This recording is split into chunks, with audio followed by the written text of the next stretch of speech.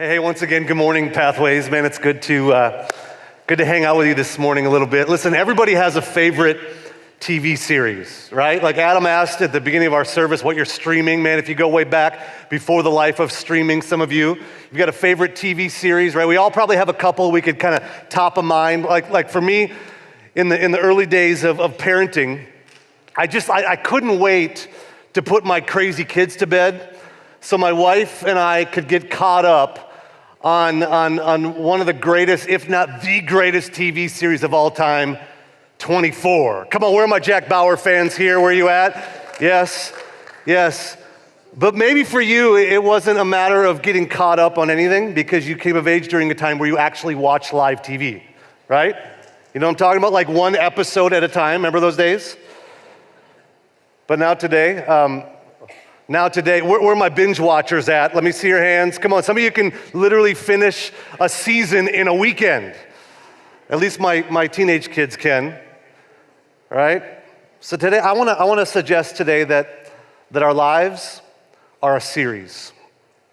A made-for-TV series, so to speak. You know what I mean? A series of significant events, and yes, even unfortunate events, right? A series of decisions that we make, a series of relationships that we associate with. Our life is a series. The question is, what season are you on? Right? You ever been asked that question? Hey, yeah, I've been watching that show. What season are you on? In fact, that's the subtitle of my talk today. What season are you on? Go ahead and turn to your neighbor right now and say, what season are you on? Many of us we're heading back to... We're heading into back to school season, right? This week starts the beginning of the NFL regular season, like it actually counts, starting on Thursday, right? The fall season is fast approaching, right? In fact, the weather kind of feels like it's already here, right? What's up with that? So today, I want to talk to us. I want to kind of take a fly-by look at a little-known book of the Bible. Maybe you've never even heard of this book, and maybe for you, you don't dive in very often at least. It's a little-known book of the Bible called Ecclesiastes. Ecclesiastes is a book that sort of takes a look back at the seasons of the author's life, you know, and it sort of gives us a window into the tension that exists with our pursuit to find meaning and fulfillment and ultimate happiness on earth. Like, we all want happiness to happen, right? Come on, can we just be real? Like, we all kind of want the happily ever after storyline to take place, right? Like, don't we kind of get frustrated at the end of our season or the end of our episode, and it's kind of like that cliffhanger moment, like the tension of that moment, like when the guy doesn't get the girl? You know, or the good guy seems to be outdone by the bad guy. We're kind of all on a quest to find and experience happiness. It's true. My boys, for the past several years, have been kind of on this kick and super into this game called Minecraft. I don't know if you've ever heard of it. If you've got a middle-aged child, you know, you probably heard about it, or you've had a middle school-aged kid the last couple years, you've probably heard of this phenomenon called Minecraft. Honestly, I really don't understand what the big deal is, right? It's people are like it's got these super grainy graphics. It's like, you know, way back in the day, it looks like. It's just kind of weird to me. Like, people are just kind of running around building stuff to nowhere. You know what I mean? Like, right? And random, you know, animals making noises. But apparently it's a big deal. Because a few years ago, Microsoft actually purchased this game from the developer, a guy by the name of Marcus, who sometimes goes by the nickname Notch. So Microsoft purchased this from him for, listen to this, $2.5 billion. So apparently it's a big deal, right? And so the story goes, Marcus kind of immediately retired early. He had no more work responsibilities. He bought this $70 million home that was outfitted with a wall of candy, because when you buy a $70 million home, obviously you need a wall of candy with it, right? So he's like driving all these awesome exotic cars, going on to these amazing vacations. Like, you'd think that he'd be happy. Like you think he finally would like achieve the American dream, but he's not. It actually turns out that he's pretty miserable. Listen to these Ecclesiastes type tweets that he tweeted a few years ago. He said, hanging out with a bunch of friends and partying with famous people, able to do whatever I want, and I've never felt more isolated. He said, the problem with getting everything is you run out of reasons to keep trying. And human interaction becomes impossible due to imbalance. In another tweet, he said this, when we sold the company, the biggest effort went into making sure the employees got taken care of, and they all hate me now. Now, I doubt many of us, if any of us, will ever see the kind of wealth that Notch has experienced in his life. And yet we probably all know at least a little bit what it's like to chase after whatever we think will make us happy, only to find that it doesn't. Like, I don't know if you're here today because someone invited you here and you came because somebody said, hey, you got to come to church with me. It's a holiday weekend. And you're not even sure what you believe about God. Like, you're not even sure what all this God stuff is about, but you know what it feels like to have happiness escape you, especially when you've been chasing after it. And if that's the case, if that's you today and you're here, man, let me just tell you, we've all been there. See, about 1,000 years ago, before the life of Jesus, and a few thousand years before Twitter was ever invented, there was this guy by the name of Solomon. And he was so wealthy, he had so much resources that he kind of makes Notch look like a broke college student, right? Like Solomon, he never looked at a price tag in his life because he didn't have to. In fact, if you took all of Solomon's assets and all of his resources and you converted them to present day currency value, his annual salary would literally be $760 million a year. Like his net worth would have been $2.1 trillion. So apparently he did pretty well for himself, right? So here's the thing about Solomon. He was powerful. He was charismatic. He was creative. He was wise. And at the end of his life, he got super honest. He kind of just got like super vulnerable and broken and remorseful and even repentant. And so, as an old man, Solomon he kind of puts his entire life under review. And he gets just really vulnerable. He admits his mistakes. As an old man, he admits his meanderings and kind of his misguided attempts to pursue happiness. He basically says to all of us, listen, I had it all like several times over, and happiness just sort of somehow kept escaping me or eluding me. So Solomon kind of puts all of his thoughts, all of his journey, his entire series, and the storyline of his life, he just kind of puts it all into this journal, so to speak, that we call the book of Ecclesiastes. It's found in the Old Testament. In fact, there are two other books in the Old Testament that talk about Solomon's life, 1 Kings and Song of Songs. And these books, they kind of tell us about the younger guy, Solomon, his younger days.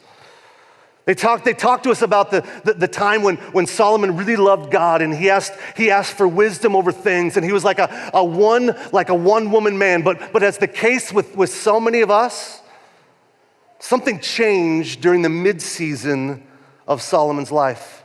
Things sort of kind of went off the rails. And unfortunately, man, that story is all too common today. You know what I mean? Like, just because Solomon had been given wisdom more than anybody else, man, it doesn't necessarily mean that he applied that wisdom to the daily decisions in his life. In fact, much of the time he didn't. Like, he made a mess of things. If you read about it, man, he messed up a lot. But here's the thing that we get from the series of Solomon's life. God's grace was big enough to cover it. And as you read through these journal entries that we're going to read together today a little bit, man, Solomon in many ways, he seems a little bit like the original prodigal son, in the sense that by the time he writes the book of Ecclesiastes, later in his life, man, I'm convinced, and so many others are by what I read, is that he had actually come back to God. Like he had recognized where he'd sort of gone wrong. And I really, really love that. Because man, if there's hope for a dude like Solomon who really made a mess of things, there's hope for you and there's hope for me. Man, it doesn't matter who you are, where you've been, or what you've done. There's hope. There's hope.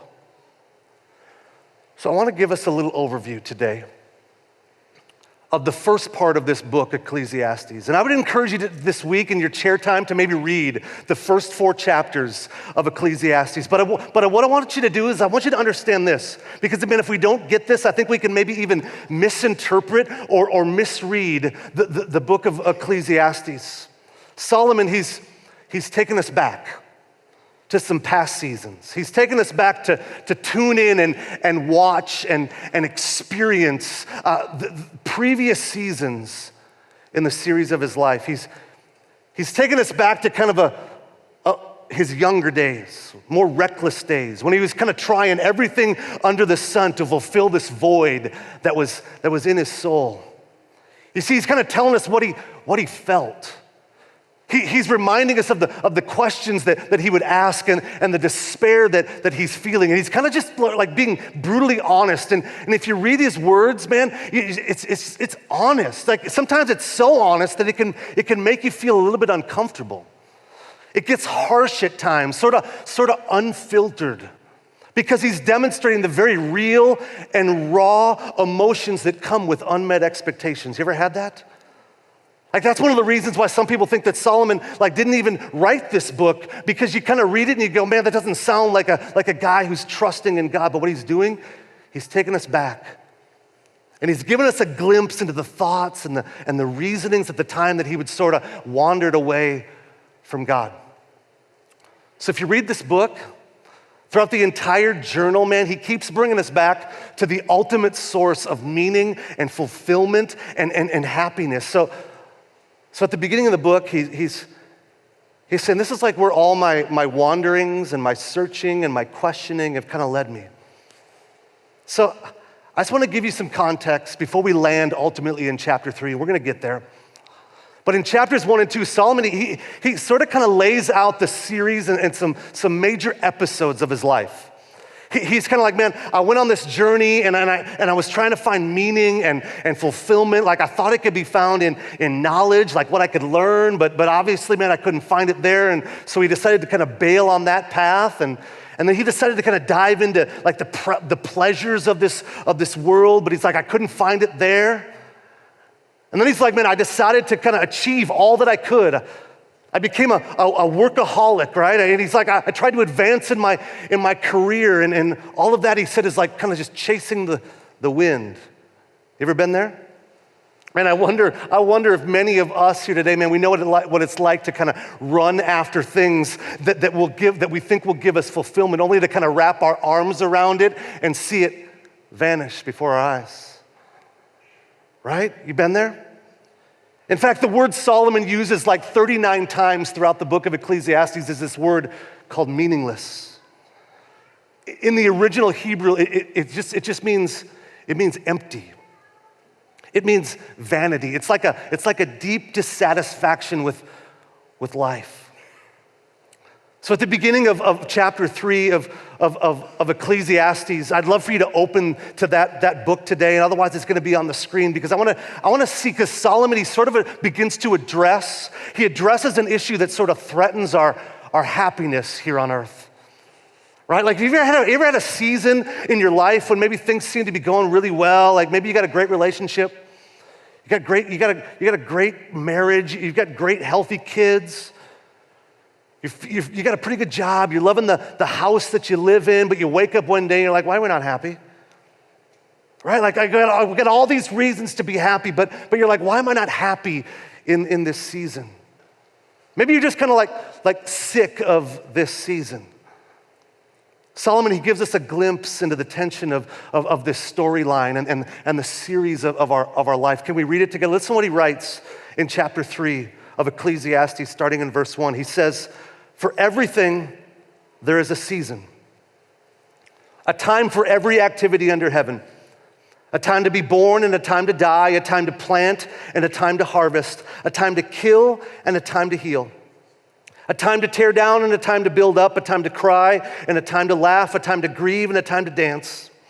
A time to scatter stones and a time to gather stones, a time to embrace and a time to turn away, a time to search and a time to quit searching, a time to keep and a time to throw away, a time to tear and a time to mend, a time to be quiet and a time to speak, a time to love and a time to hate, a time for war and a time for peace. So long before the Byrds ever wrote a song in the 1960s, and some of you have no idea what I'm talking about. Some of you do. That's okay. Solomon, he writes these profound words. You see, I want you to realize today it's more than a song. It's more than a song. It's more than a cute little nice poem. What's he doing here? You know what I think he's doing? I think he's actually describing through these terms the sweep of human emotion. He's describing the sweep of human experience. He's describing this made-for-TV series we call life that we live in every single day. Like there are 14 phrases in those verses that are sort of clustered together, and both halves have these phrases that tell us something about life, right? Like you might kind of think about it like bookends, right? Like two different extremes. Like he says, we're all born, and then all inevitably we die.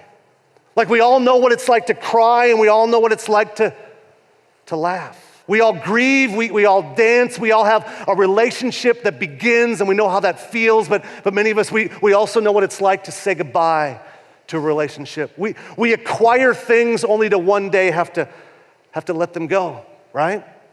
He's covering kind of the whole series of life, the series of episodes and events, the storyline, the seasons of our lives. Now, if you're like me, I read through these verses this last week, and my immediate deal was to sort of kind of want to like read it like a menu that I could sort of order off of, right?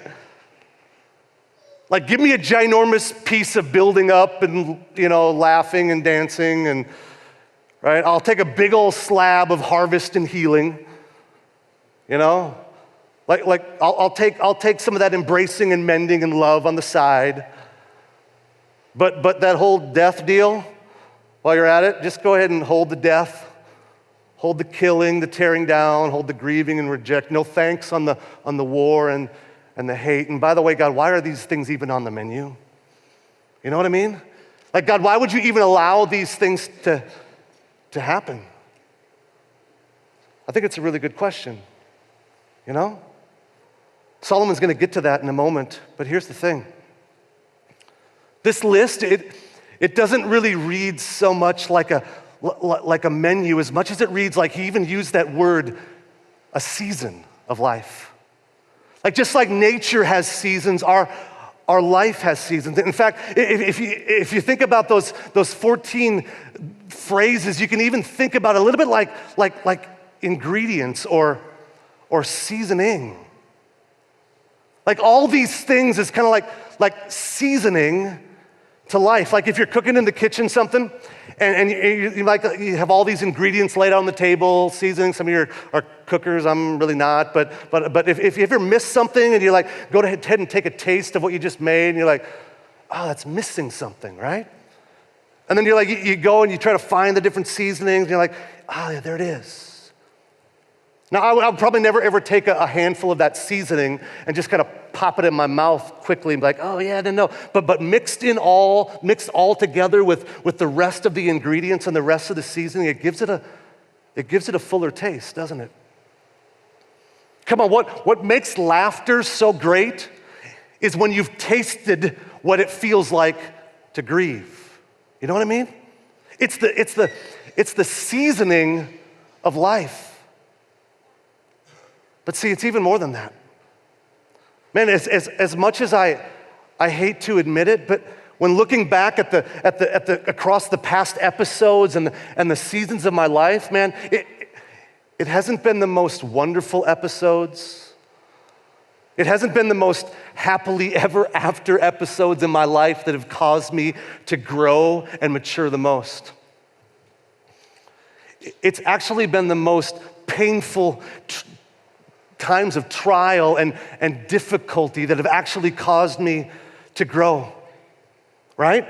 It's like when we're cut from the team at school, right? Or denied the opportunity at work, or confronted in love, or rejected by a friend, or we're told that we didn't have what it takes. Like each and every time these episodes in the series of our life present us with a choice, don't they? These episodes in our life, man, they can push us towards something, to say, man, I want to be part of a greater story. Like I want to appreciate what it is that I've been given. I want to take this opportunity that's presented me, and I want to grow and mature.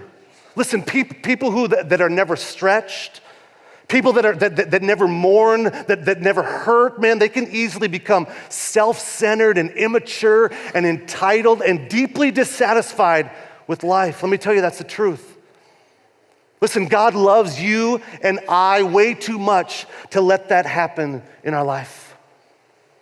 So here's the deal. Solomon, he kind of goes on and he says in verse 9 of chapter 3, he says this: what do people really get for all their hard work? He says, I've seen the burden God has placed on us all. And I love this next part. Check it out. Yet God has made everything beautiful for its own time. He has planted eternity in the human heart. But even so, people cannot see the whole scope of God's work from beginning to end. So in other words, he's saying the whole reason that we groan and mourn and grieve is because God has placed eternity within the human heart. Now, what does that mean? You know, I think it means that we all intrinsically know that there's something wrong in this world. Like we all know that there's something wrong with us, right? Like things are not as they should be in this world. And so the whole reason why we even know to question pain and suffering and turmoil is because God put that in us. You know what I mean? That's what it means to have eternity placed within the human heart. It's this craving, it's this desire that we have for something that should satisfy, right? But many times, everything that we're chasing, it isn't satisfying.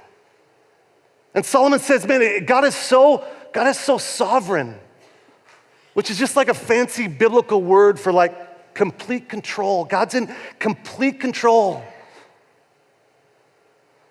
God's in control not even just of the good things in life, but he's in control of the harsh realities of this world as well. You see, God is infinite in his nature, you know? Like he sees all time at once. Like he knows when the next season is coming out. He knows what it's all about. Spoiler alert, hello, right? You and I, we're finite, which means we see moment by moment, like one season at a time. Like it's impossible for us as humans to see all time at once. We see it in a storyline, right? In a series, season by season. God sees it all at once and he says, hey, I've got a perspective and I've got a scope that's so different than what you have. And he's like, trust me, I'm in complete control of everything that's going on in life. So much in control, man, that I can actually go back and I can undo the horrible things that have happened. John talks about that in Revelation. Some of you know it. John encourages us to say, just kind of trust that God is keeping a jar. He's keeping a jar and he's piling away every one of the tears that you and I have shed in this life. And one day, man, he's gonna sit down and pull out that jar and he's gonna go through every moment. And he's gonna recount every tear that you've shed and he's gonna explain it and he's gonna redeem it. God's in control. He's got this. And he can even take the moments that felt crushing to you and I, And he can use them ultimately as a blessing. And as I look back at some of the most painful, difficult episodes that ultimately turned into seasons into my life, man, those have been the moments that have produced the most growth in me. Right? Like, it's not that I'd wish bad on hard, painful moments on anybody. It's not that I would like celebrate those things or look forward to them, but man, it's just that when I look back across my life, the series of my life, my spiritual growth, and even my emotional growth are almost always linked to something difficult. Can you relate with me today? Man, I'm recognizing that sometimes I try to live my life in such a way to kind of dodge failure, you know? And yet failure might be one of the best gifts that you and I could ever receive. Like, it's a gift in disguise, revealing that you and I, man, we are loved more for who we are than what we could achieve, what we acquire, what we accomplish, and some of us desperately need to hear that today. So today, Pathways, man, I want you to realize it's been in the valleys of my marriage with my wife that have deepened my affection for her, not just the good times. It's been the financial strains in my life that have motivated me to be a better steward with the resources that God has temporarily entrusted to me.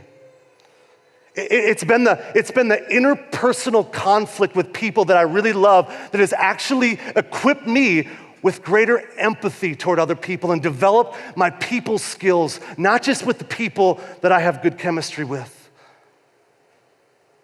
Listen, good seasons are really good, and they're great. And I hope you and I hope we have a ton of them. But they're not necessarily guaranteed. That's why Solomon, man, he keeps saying that we should seize upon them.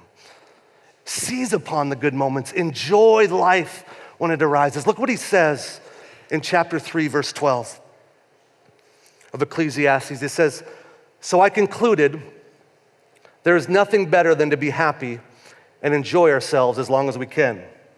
And some of you are like, I had no idea that sentence was in the Bible. That's awesome, right? So some of you are like, I thought all that was in the Bible was everything to just kind of remove fun, right? But in verse 13, he says this, "And people should eat and drink and enjoy the fruits of their labor, for these are gifts from God. And I know that whatever God does is final." Why does he say this? I think it's, man, because he realizes that the good moments, they come and they go, and they're never guaranteed. So when they're in front of you, seize upon them and enjoy them in the moment. Jesus would actually say the same thing in Matthew 6:4. He'd say, hey, don't worry about tomorrow because tomorrow will worry about itself. Come on, let's begin to trust that what it means for God to be in complete control, sovereignty of God, is that no matter what it is that you and I are facing, no matter how absent he might appear today or how much sense he doesn't make to you today, come on, God's got this. Both the good, the bad, even the painful moments, right? And guys, he's so good, he's so in control that he can take what appears to be like out of control and he can use it to build us up and to make us stronger. That's what he's been doing in my life. Like, that's what it means when he says he'll make it beautiful in his own time. So Solomon, man, he says there's so much in life that's just simply out of control. And that's why we've got to trust it to the one who is in control. Like our line of vision, our scope, Solomon used that word, scope. It really determines everything, doesn't it? And if our scope is only exclusively fixed upon the circumstances and the experiences and the acquisitions under the sun, come on, then that's ultimately going to leave us feeling empty. And happiness may just continue to elude us and escape us all the days of our life, man. But I want to give you a definition of faith, maybe a new definition of faith today for some of us. It's a faith that's fostering, or maybe a better word is a faith that's developing our ability to look beyond our circumstances. It's a faith that's developing our ability to look beyond our situation under the sun. Right? So faith is not just kind of checking your brain at the door. It's not just like something that's blind. Faith is all about developing your vision. And not just looking at the changing seasons and circumstances that are in front of you under the sun, but looking at a God and trusting in a God who is beyond the sun. Right? He's like, hey, I got this. It's all under control. Learn to trust me more than your feelings, more than your logic. It's learning to recognize that this life that we live is not just a collection and a series of circumstances. Man, if we allow that, we're all just one bad circumstance away. One bad phone call, one health scare, one bill in the mail. And inevitably, given enough time, man, it's right around the corner. We're not able to just pick and choose or insulate ourselves. Life is a series of seasons. You got birth, you got death. Health and sickness, joy and sorrow, good times and bad. It's all wrapped up into one. And some of us, especially me, we can become so paranoid about the bad things that can happen, and given enough time, inevitably they will, that we end up missing out on the season that's right in front of us. God's writing a new season in your life today. Listen, you may have showed up here for the first time or the first time in a long time, and today God wants to write a new season today. God's writing new seasons day after day, line after line, and now because of Jesus, the ultimate author of the storyline of our life, man, we can be confident to believe that what Paul wrote in the book of Philippians chapter 1 is true today. It's the truth. Can we read it together to close? Paul says, being confident of this, that he who began a good work in you will carry it on to completion until the day of Jesus Christ. Man, new seasons are being written in your life today. Can we stand together to close our time?